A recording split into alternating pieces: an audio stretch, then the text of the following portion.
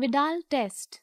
Vidal test is used in the diagnosis of enteric fever, that is, typhoid and paratyphoid fever, caused by Salmonella typhi and Salmonella paratyphi A and B respectively. Antibodies specific to flagellar antigen H and somatic antigen O of Salmonella species usually become detectable in blood 7 days after the onset of infection in individuals infected with typhoid bacilli. This test facilitates quantitative estimation of antibodies to Salmonella antigens in human serum by slide and tube agglutination test. Principle: when the colored, smooth, attenuated antigen suspensions are mixed and incubated with patient serum, anti-Salmonella antibodies present in the patient's serum react with the antigen suspensions to give agglutination. Agglutination is a positive test result indicating presence of anti-Salmonella antibodies in the patient's serum. Negative test result is indicated by the absence of agglutination. Primary sample. No special preparation of the patient is required prior to sample collection by approved techniques.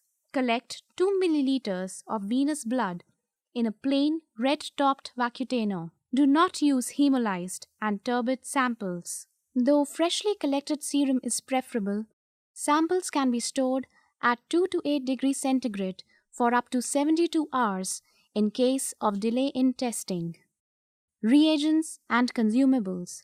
Salmonella typhi O antigen suspension. Salmonella typhi H antigen suspension. Salmonella paratyphi AH antigen suspension. Salmonella paratyphi BH antigen suspension. Polyspecific positive control. Glass slide with 6 reaction circles. Applicator sticks.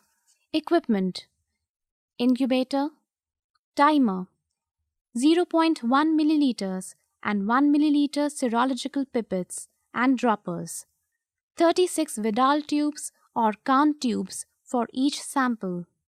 Physiological saline. Test tube rack. Test procedure: bring reagents and samples to room temperature before testing. Shake and mix antigens well before dispensing. Slide screen method. Place 1 drop of positive control onto a reaction circle of the glass slide. Place 50 microliters of physiological saline onto the next reaction circle of the glass slide. Place 1 drop of patient serum to be tested onto each of the required number of reaction circles. Add 1 drop of O antigen suspension to the reaction circles containing positive control and physiological saline.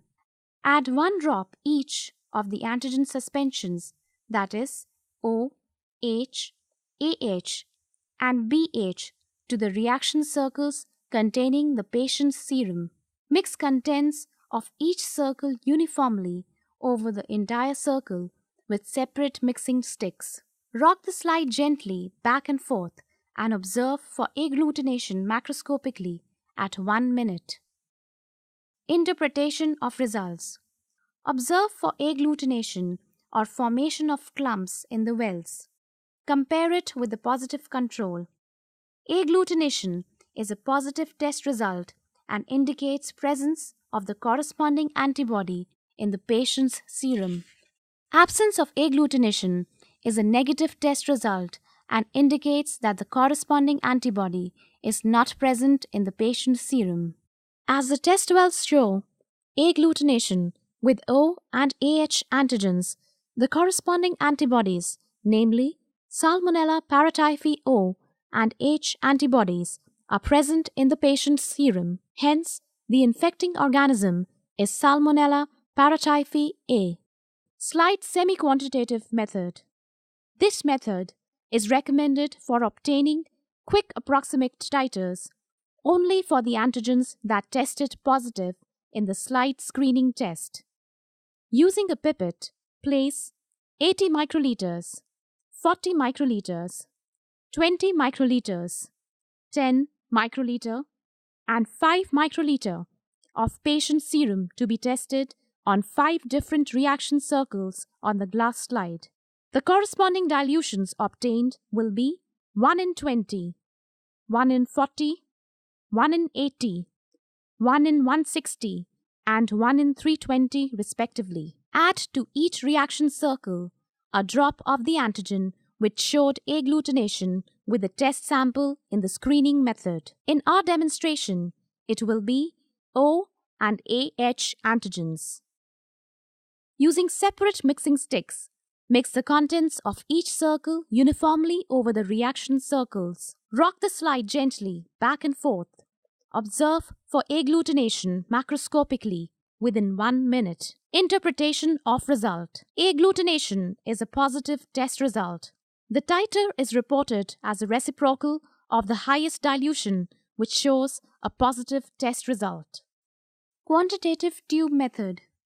Take appropriate number of sets, 1 set for each antigen suspension of 8 Kahn tubes or test tubes, and label them 1 to 8. Pipette 1.9 milliliters of physiological saline into tube number 1 of all sets. To each of the remaining tubes, that is 2 to 8, add 1 milliliters of physiological saline. To tube number 1 of all sets, add 0.1 milliliters of serum sample to be tested and mix well.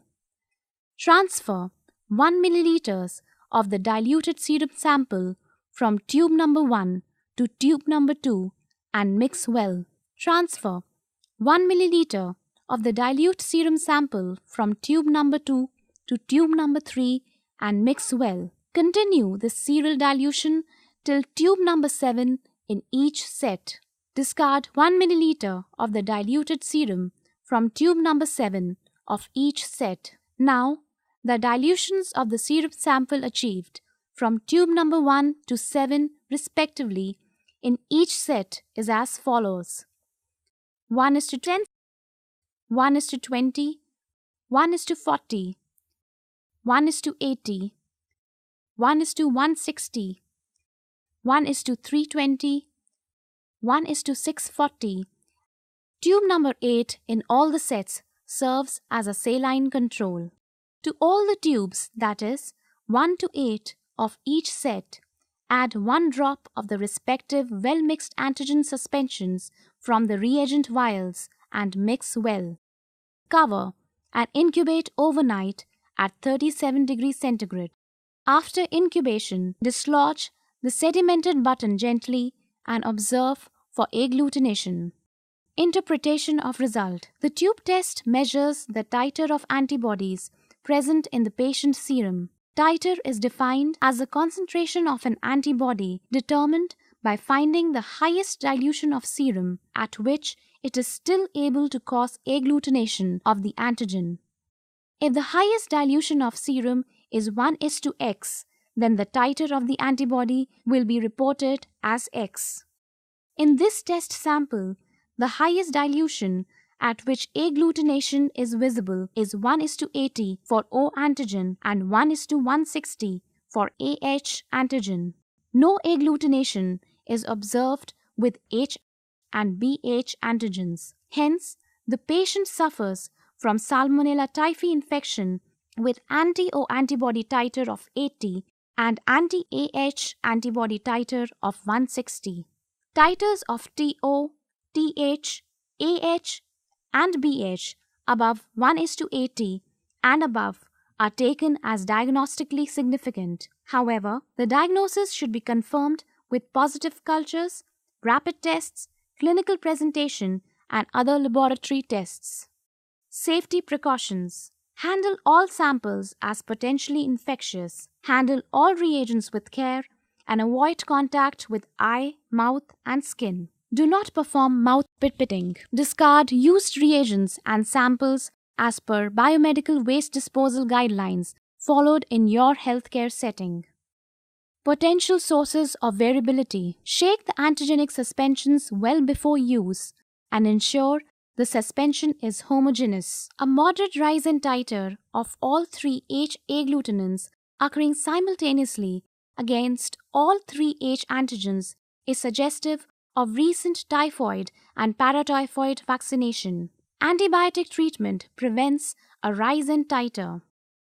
A negative result cannot rule out typhoid fever if the sample has been taken very early in the course of illness, that is, earlier than 7 days from the onset of infection. This is because antibodies have still not reached the detectable limit during this period. Diagnosis of typhoid fever can be more definitively established from increasing titers of H and O antibodies in successive tests rather than from a single test result of H and O titers.